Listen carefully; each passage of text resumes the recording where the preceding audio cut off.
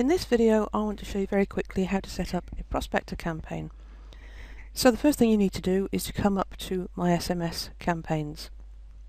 When you're there, find the Prospector tab, and here you'll find everything you need to set up a Prospector campaign. Now I've already set up one here, so when you're setting your first one up you need to create new lead notifier, and it'll just prompt you to give the campaign a title. And after that you do everything that I'm just about to show you. So in this case I've set up a campaign called MLS Tours. So if I just scroll down a little so that you can see. Now here, first thing you need to do is, this is just another way of getting to the tab that I just showed you. So I've called this one MLS Tours. So just click the Save tab. You'll need to choose a phone number. Now at the moment on the beta test you'll just have the one phone number, so you won't have much choice. Once this goes live and you have a live account, you'll have several numbers that you can choose from, and so just pick one from this drop down, update and then save.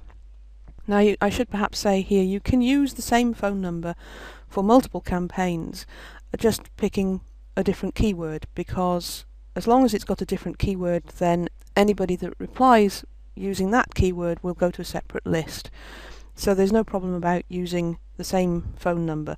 You might wish to use different phone numbers for different agents or different areas, or you can subdivide it however you'd like, but there's no necessity for you to use different phone numbers for every property, for example. You don't need to do that.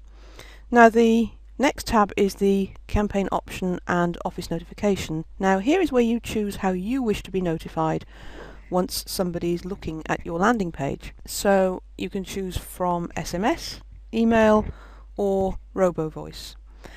If you wish to be notified by SMS, obviously that's the quickest and easiest way for most people to be notified. Simply put your phone number, the phone number that you want to be contacted on, and then write yourself a message. Remember that this message is to you, so just write something that you're going to recognise.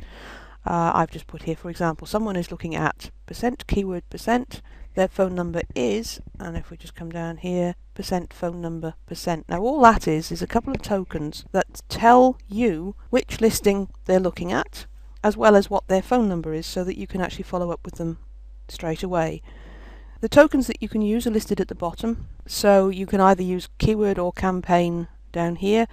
So this is how you know which tokens to use. Simply put, surround them with % and the platform will pick up what the actual name, phone number, campaign, whatever keyword is. If you wish to be notified by email, similarly, just enter your email, put who your email is from so that you're aware it doesn't go into spam or whatever. Give yourself an email subject, write yourself a message in exactly the same way. The tokens at the bottom here will be substituted for the actual name, phone number, etc. If you want to be notified by a robo-voice, then you have a choice here of whether you want an American accent or a UK accent, and in fact whether you want a male voice or a female voice.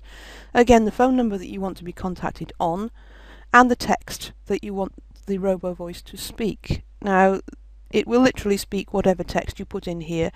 And again, if you use the tokens, it will substitute. It's not going to speak keyword %, it will speak the actual keyword of the campaign, so you'll know what property they're looking at. So once you've chosen what you want, so let's just pick SMS for this, then simply save the campaign notifier and move on to the next one. Now here is where the fun starts. The biggest difference between a Prospector campaign and an ordinary keyword campaign is the ability to do this in bulk. So if you have a number of properties that you want to upload, then you simply fill out a CSV file. Use Microsoft Excel or some similar program that will do a CSV file and upload it and import it into the system. If you want to press this button, you can download a sample CSV file, which will give you the format that you need to enter your details in order to successfully fill out all these boxes. If you don't want to do it en masse, then you can do them individually. Simply press this green button.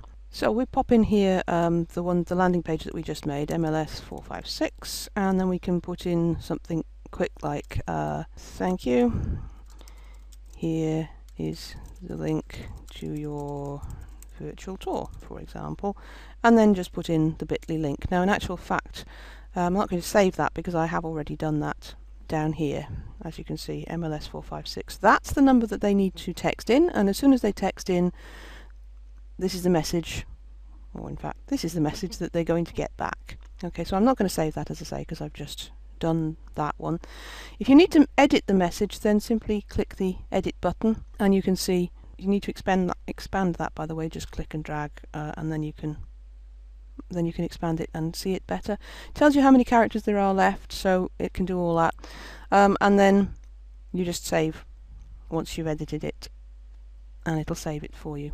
So you can do them one by one, as I say, or you can upload a CSV. The campaign option, reply with name and email, is a way to get your subscribers to double opt-in if you want to. Now, I don't know whether any of you have used an autoresponder email system before. This is a similar sort of thing, but using text messaging, obviously. However, you can get your prospects to reply with their email. So if you want to collect their email, then you simply tick this box, say reply with email, write them a little message saying to subscribe or to confirm subscription, confirm your subscription, please reply with your email. Now, if you do that, then again you can substitute any of the tokens in your message if you want to say something specific to them. And then once they've replied with their email, you can just say thank you, you are now subscribed, or whatever you like to say. If you want to collect their name, then you can collect their name. So if you want to say please reply with your name and email, then you can do that as well. You can't do both at the same time, so if you want their name as well as their email, then add it to the email message at the top.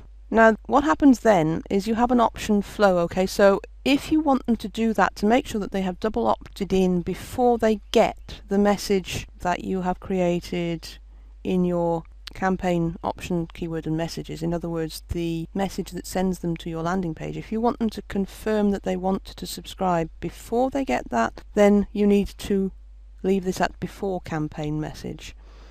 Now because this is for your specific purpose, because they obviously want to see the virtual tour, I would put this, if you want them to double opt in, and at the moment there's no requirement for you to do this. This is actually more in case you want to be doubly sure, and in case the FTC come out later in the year with instructions that say you have to double opt in, at least you're covered, you've got it now.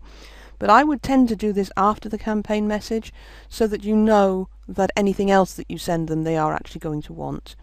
But you don't have to do it at all. This is just an option. You can opt for how long you wait for them to reply to that please reply with email, up to 5 hours. And if they don't reply, then you can set them to block, so they will never receive another message from you. Now, I wouldn't leave this to active, because if you leave it at active and they don't respond, they won't come off your list. They won't be blocked, so it's a bit pointless. So leave that at block. If you want to send a custom email in addition to the text that you've sent them, then you simply, if you've got an autoresponder, you can use an autoresponder. We do actually integrate with Aweber, MailChimp, iContact and Constant Contact. However, if you want to just do custom email and you don't have an autoresponder, you can drop in an email here, and then when they've replied with email, you can send them an email back. So you have that option as well. So it's very sophisticated and allows you to do an awful lot of stuff that you can't do with any other platform. Now, I'm going to leave that without getting them to double opt-in, but as I say, that's an option for you. Now, the autoresponder or start another campaign. Now, this is where you can move them directly from the one message that they wanted, in other words, from your MLS 456 message. You can then automatically move them onto another list, so that instead of just remaining on that one list, you maybe have a separate list for 4-bedroomed houses, or houses in a particular area, or houses in a particular price range. It's up to you. And this is how you would move them onto that list. I'm not going to cover this now. I'll do a separate video on advanced functions of this. What I want to do at the moment is just to give you enough information so that you can actually get going and set up your own campaigns. So we won't worry about that now, and it's certainly not necessary in order to set up this system. And there you have it. That's how you set up a Prospector campaign. Now, when anybody texts MLS 456 to your number, they will get sent to your landing page. When they're at your landing page, they can have a good look round, they can have a look at the property, and they can click to call you if they want to. In the meantime, you will have received a text message telling you that they are currently looking at that landing page, and you can call them if you so wish. And that is how you create a prospector campaign.